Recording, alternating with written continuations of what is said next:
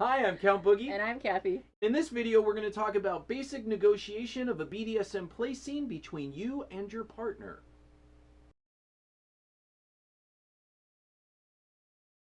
Negotiation is the interactive discussion you have with your play partner before you play that establishes your personal limits, likes, dislikes, and possible curiosities you are willing to consent to. Basically, it's that thing that you do between you and your partner that's going to lessen the risk of something going wrong with your play scene.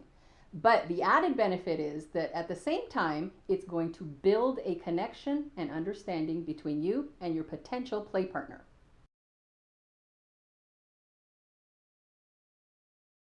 It's a pretty good diagnostic that if someone isn't interested in negotiating with you before a scene, they might not care very much about you, your safety, or your personal limits.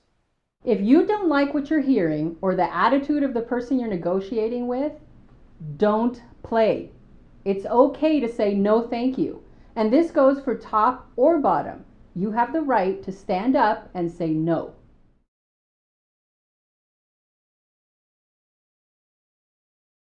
Do you have a bad knee that would make kneeling a problem? Do you have a sore back that would make it tough to stand for too long and play? Do you take any medications that would maybe thin your blood or make you pass out easily? These are the types of things you want to put in your negotiation so that way you and your play partner can make adjustments so that way you don't have bad things happen during your play. These are the things that you know you don't want to do. There's no compromise. And you have every right to have your limits respected without question. Otherwise, you don't play with that person. If you don't know what your limits are, that doesn't mean you have no limits. It just means you need to know ahead of time what your play partner wants to do to you or what they want you to do to them so you can decide if that's something you want to do. Maybe they want to cut off all your hair. Maybe they want to give you a permanent scar and carve their name into your flesh. Maybe they want to bring homeless people into the play scene to poop on you. There is always a limit you haven't thought of. So until you really know the person that you're playing with, just say, I don't know what all my limits are. Why don't you tell me what you want to do to me? Or what do you want me to do to you? And then you will know.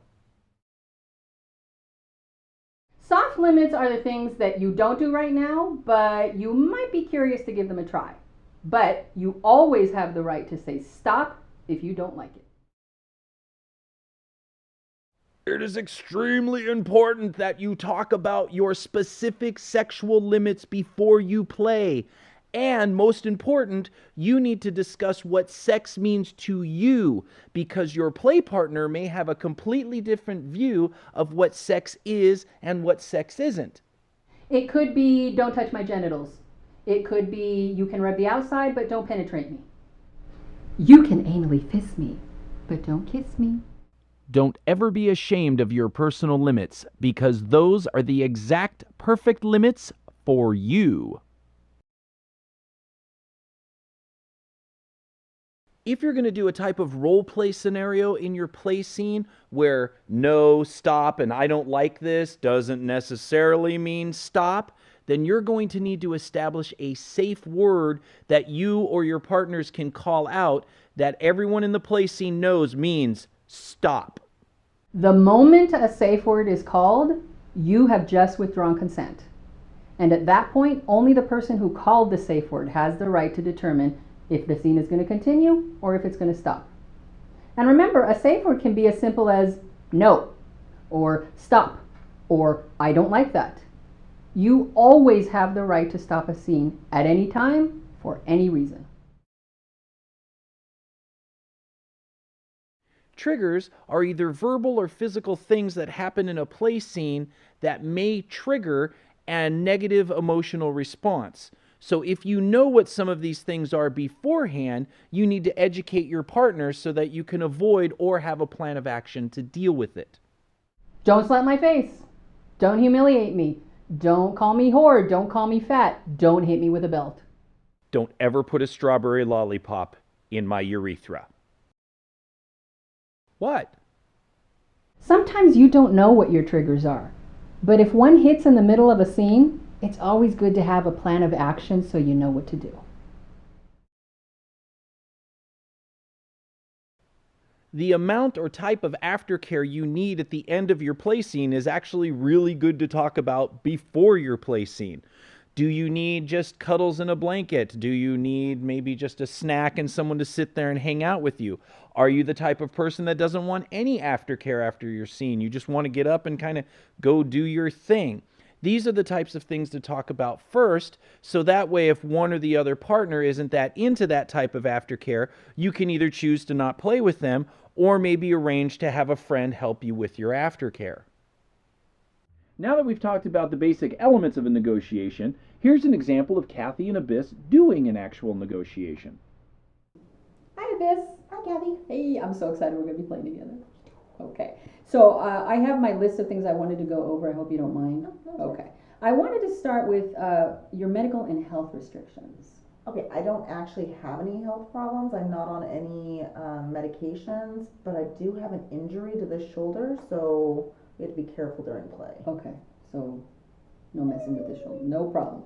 All right, let's go on to your hard limits. I don't know all of them. Good answer. But the ones that I normally, the ones I do know is nothing illegal and no bodily fluid exchange. So that's no blood, no spit, no pee-pee, no poo-poo. Got it. And we won't be breaking skin. We won't go into anything edgy like that. All right. And now what about your soft limits?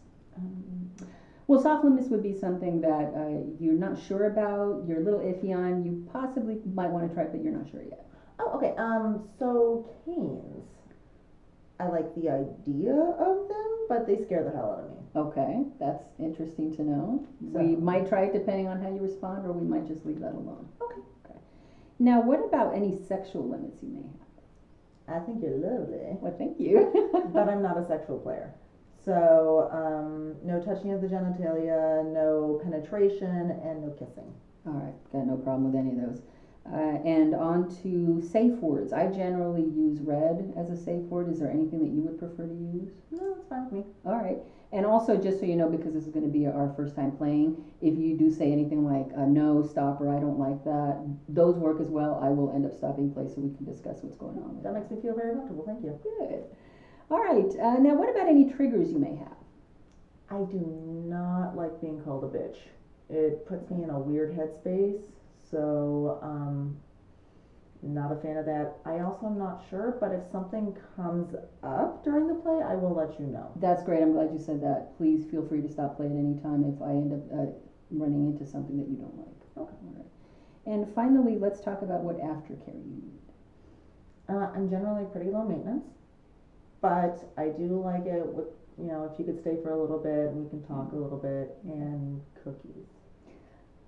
Cookies. That's a good one. All right. Cookies I can do. Now, are there any questions that you have for me? Since I'm not quite sure what we're going to be doing for the scene, what toys were you planning on using?